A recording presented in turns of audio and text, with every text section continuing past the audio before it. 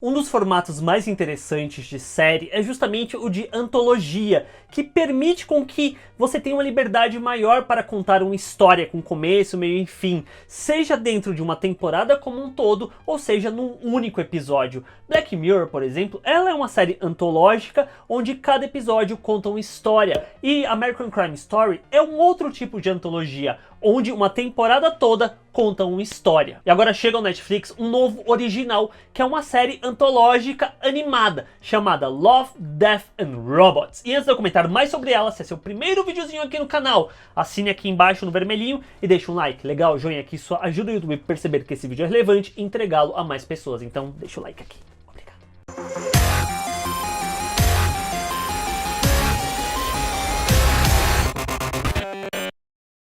A série é uma criação do Tim Miller, o diretor do primeiro Deadpool, que trouxe o David Fincher para ser produtor junto com ele. E a temática dessa série é o próprio nome dela, é Love, Death and Robots.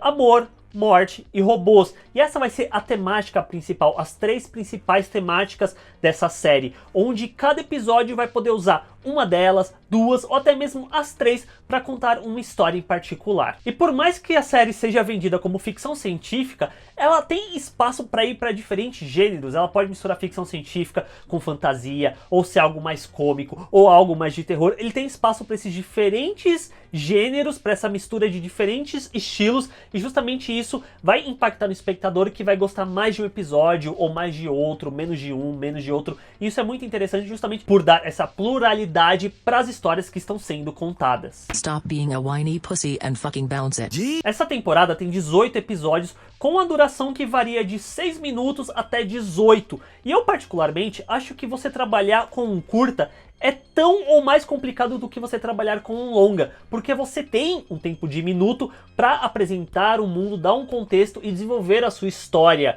E eu acho que felizmente todos os episódios dentro dessa temporada acabam fazendo isso de uma forma interessante. Por mais que eu não goste de todos na sua totalidade, todos conseguem fazer isso de uma forma muito boa. E também por ser uma série antológica e uma série animada, ele vai permitir-se ir para os mais diferentes estilos de animação. Ele não vai ter uma coesão nesse sentido. Ele vai misturar um ultra realismo fotorrealista com cel shade. Ele vai de uma animação 2D para um live action. Ele vai misturar os mais diferentes estilos, e isso, por incrível que pareça, acaba dando coesão para dentro da temporada, justamente pela temática que esse guarda-chuva aqui está em torno de todos os episódios, que é justamente amor, morte e robôs. Pra mim, eu acho que os que fogem do padrão fotorrealista, ultra realismo, HD bonitão, parece que você tá vendo pessoas, eu acho mais interessante quando é algo mais cel shade, mais estilizado mesmo, porque quando eu tô vendo esses que são mega realistas, pra mim parece que eu tô vendo uma CGI de um jogo que eu preferia estar jogando e não necessariamente assistindo. Agora eu vou comentar brevemente sobre cada um dos 18 curtas, mas eu vou falar rapidinho. A vantagem de Suni é bom ao conseguir introduzir seu mundo, que é uma espécie de gigante de aço misturado com Pacific Rim. Os três robôs têm uma pegada mais cômica, de três robôs distintos, passeando pela Terra após o fim da humanidade e tecendo comentários sobre coisas humanas e gatos. A Testemunha é uma perseguição frenética entre a testemunha e seu assassino, que tem um final em aberto. Visualmente é muito bonito e lembra um pouco Homem-Aranha no Aranhaverso, mas narrativamente não vai muito além. Proteção contra alienígenas é um Tower Defense com gráficos de Fortnite, que é bem feliz em desenvolver os relacionamentos humanos e ainda entregar a luta desses fazendeiros contra alienígenas, chegando num clímax muito bom. Sugador de Alma mostra uma abordagem mais mitológica da figura do Drácula, que inclusive achei mais interessante do que a série Castlevania, e é bem violento. Quando o Yorgut assumiu o controle, é o mais curtinho de todos, mas consegue brincar com a questão de uma inteligência superior que tenta ajudar a humanidade, mas se depara com a nossa ignorância. Para além da Fenda de Áquila, surpreende muito visualmente, já que quem faz animação foi a Unity Image, responsável por trailers como de God of War e Beyond Good and Evil. Em termos narrativos, por mais que ele tenha uma virada muito boa, não é tão surpreendente assim. Boa Caçada é um dos meus favoritos, se não um mais, que mistura 2D com 3D numa pegada mais de anime,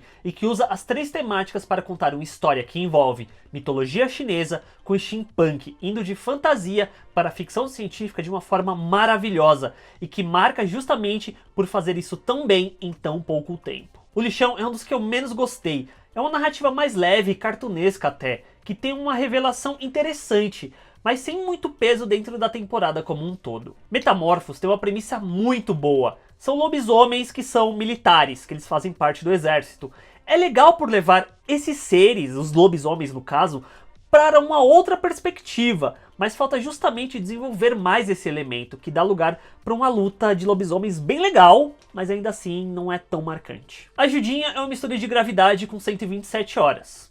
É realista, mas é só isso. Noite de Pesca levanta a questão de almas que permeiam lugares que viveram, no caso, peixes. Isso com um visual que lembra as obras do Moebius, mas falta ir um pouco além e deixar algum questionamento pra gente, ou dar um final de fato, já que o curta acaba muito abruptamente. 13, Número da Sorte, chama atenção por ter a atriz Samira Wiley, a Moira de The Handmaid's Tale, como a protagonista, mas a trama do vínculo da pilota com a sua nave a azarada, por mais bonitinha que seja, não vai muito além disso. Zima Blue é também um dos meus favoritos da temporada e que também mescla as três temáticas numa jornada de um artista desconstruindo seu ser através da arte, deixando um impacto ao final sobre o que é humanidade e sobre o que é arte. Ponto Cego só quer ser divertido e pra mim isso tá ótimo.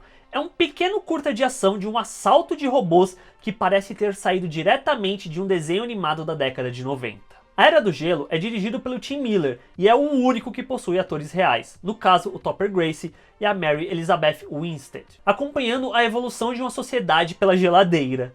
Ao mesmo tempo que é cômico, também é reflexível sem escancarar isso na cara do espectador. Histórias Alternativas é sobre um aplicativo que permite ver como seria a história da humanidade se certos eventos fossem alterados, como o dia em que o Hitler morreu. E cada vez isso vai ficando mais absurdo e no processo mais divertido. A Guerra Secreta, que é o que encerra a temporada, de um grupo de soldados enfrentando criaturas sobrenaturais.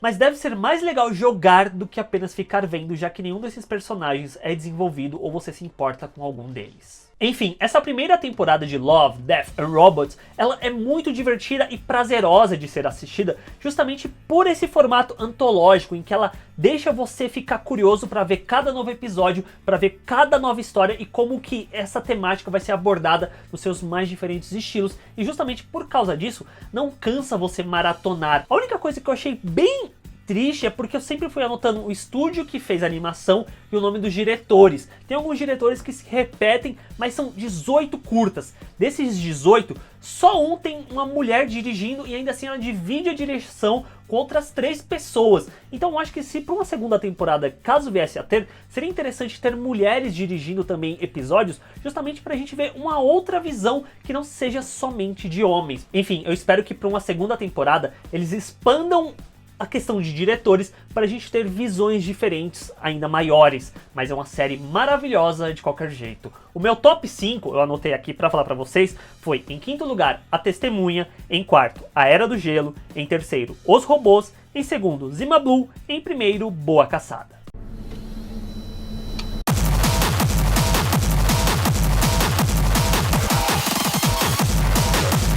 E qual foi os que vocês mais gostaram? Deixa aqui embaixo nos comentários o seu top 3, pode ser o 3, deixa aqui os 3 que você mais gostou. Não se esqueça de, se você chegou até aqui, de se inscrever no canal se você gostar do vídeo, clicando aqui do ladinho pra não perder nenhum dos próximos. E também, como eu já disse, legal, like, joinha, porque isso ajuda o YouTube a perceber que esse vídeo é relevante e entregá-lo a mais pessoas. Só deixar o like aqui embaixo. E também me seguir aqui nas redes sociais, que a gente conversa mais de perto, troca ideia, avisa quando tá saindo de novo. Aquela coisa de sempre. Até o próximo vídeo, gente. Tchau.